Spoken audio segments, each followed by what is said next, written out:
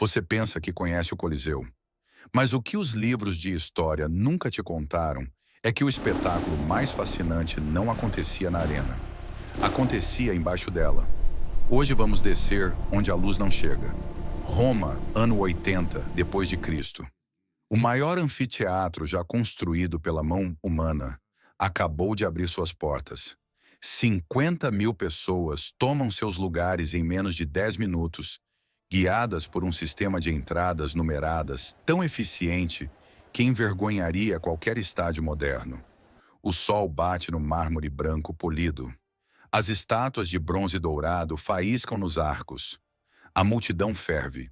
Mas enquanto lá em cima o povo gritava, embaixo da areia, no escuro, outro mundo funcionava com precisão de relógio. Um mundo que Roma preferia que você nunca conhecesse. Bem-vindo ao hipogeu. 2 andares inteiros de túneis escavados abaixo do nível da arena. Úmidos, sufocantes, iluminados apenas por tochas que nunca se apagavam.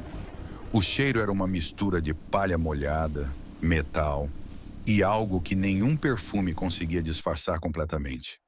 O governo tentava. Bicos d'água espalhavam açafrão perfumado sobre a multidão lá em cima. Mas aqui embaixo, a realidade era crua demais para ser mascarada. Imagine 28 plataformas de madeira, cada uma operada por dezenas de homens que nunca viam a luz do dia. Trabalhadores que viviam e morriam naquele labirinto subterrâneo, girando engrenagens, puxando cordas, calibrando contrapesos com uma precisão que não admitia erro. Porque se um mecanismo falhasse no segundo errado, o espetáculo estaria arruinado, e o responsável pagaria com algo que não podia ser devolvido. Era desse sistema que surgiam os leões, os leopardos, os ursos famintos mantidos em jejum por dias para garantir que a fúria fosse real. Uma plataforma subia silenciosamente através de um alçapão camuflado na areia, e uma fera aparecia do nada, exatamente atrás de um combatente que não tinha para onde correr. O público explodia. Para eles, era magia. Para os que operavam as plataformas lá embaixo, era mais um turno de trabalho. Mas as feras eram apenas o começo. Tem uma parte dessa história que a maioria dos documentários prefere passar rápido: o horário do almoço no Coliseu. Quando o sol atingia o zênite e o calor ficava insuportável, a elite romana se retirava para seus banquetes. Os senadores, os nobres, os que tinham cadeiras de mármore na primeira fileira, eles saíam. E o que acontecia nesse intervalo é o que vamos revelar agora. A arena não ficava vazia, ela se transformava. Usando exatamente o mesmo sistema de elevadores do hipogeu, trabalhadores construíam cenários em tempo real no meio da arena. Florestas artificiais surgiam do chão. Montanhas eram erguidas. Palácios inteiros materializavam na areia em questão de minutos. O público que ficava, geralmente os mais pobres, os que não tinham para onde ir no intervalo, assistia a algo que parecia sobrenatural. Mas havia um detalhe que transformava todo aquele luxo visual em algo muito mais sombrio. Os atores principais não eram profissionais, eram condenados, homens que não tinham escolha, que acordavam naquele dia sem saber exatamente como seu fim chegaria, mas sabendo que chegaria, e que esse fim seria público, elaborado e disfarçado de entretenimento. Um condenado era vestido como Ícaro, o herói da mitologia que tentou voar com asas de cera e caiu do céu. A engenharia romana o elevava no ar, literalmente, através de mecanismos que simulavam o voo com uma perfeição perturbadora. E então a cena era concluída exatamente como a lenda descrevia. O público assistia em silêncio absoluto, hipnotizado, porque nunca tinham visto nada tão real. Em outras apresentações, recriavam os últimos momentos de Orfeu ou os trabalhos de Hércules, sempre com um condenado no papel principal, sempre com um único final possível. Para os romanos, aquilo não era crueldade, era teatro, era justiça, era uma demonstração pública de que nem mesmo os heróis dos deuses podiam escapar das leis de Roma.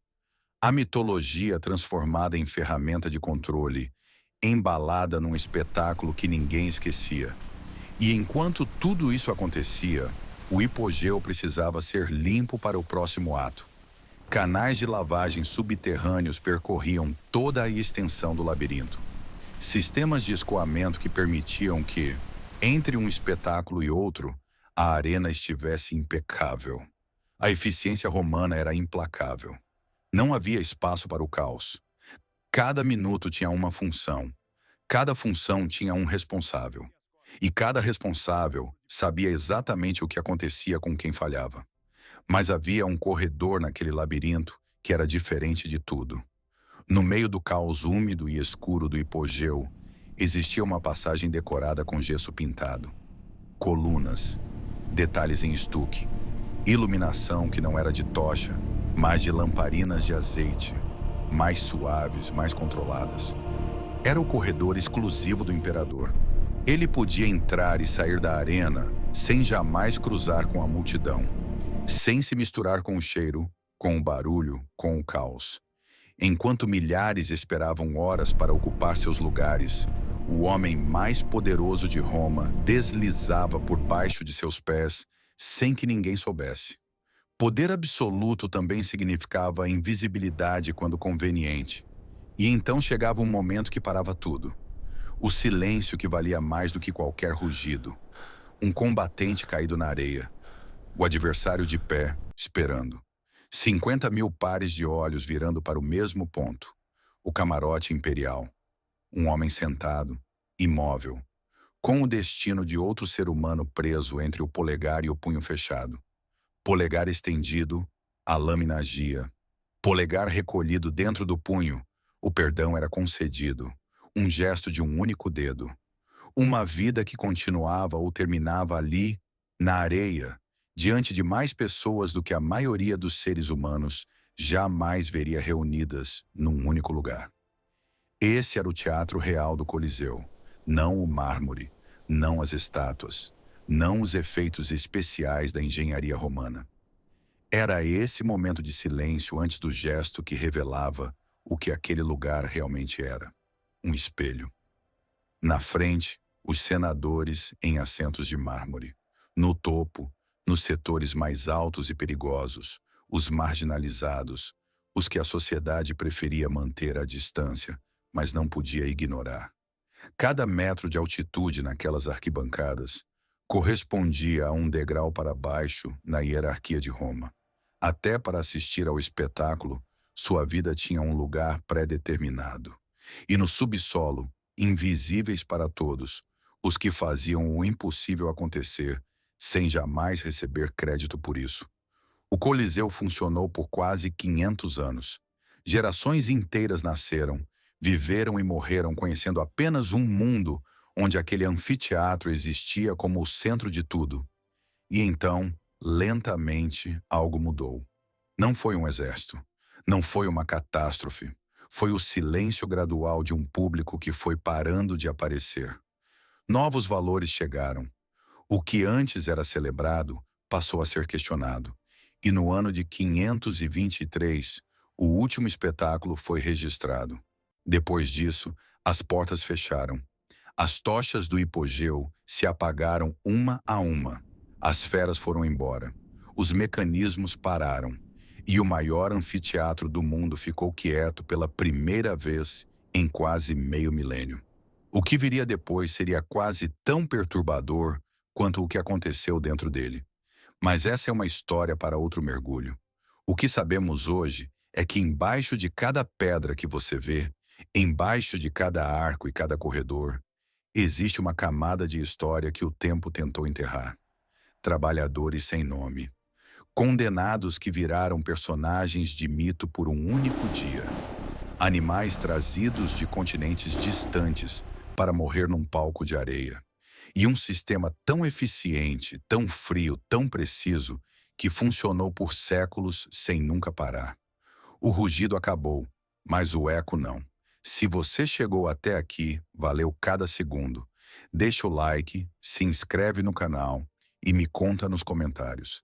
Se você pudesse entrar no Coliseu naquela época, Você desceria ao hipogeu para ver como tudo funcionava? Ou preferiria ficar nas arquibancadas, fingindo que a magia era real?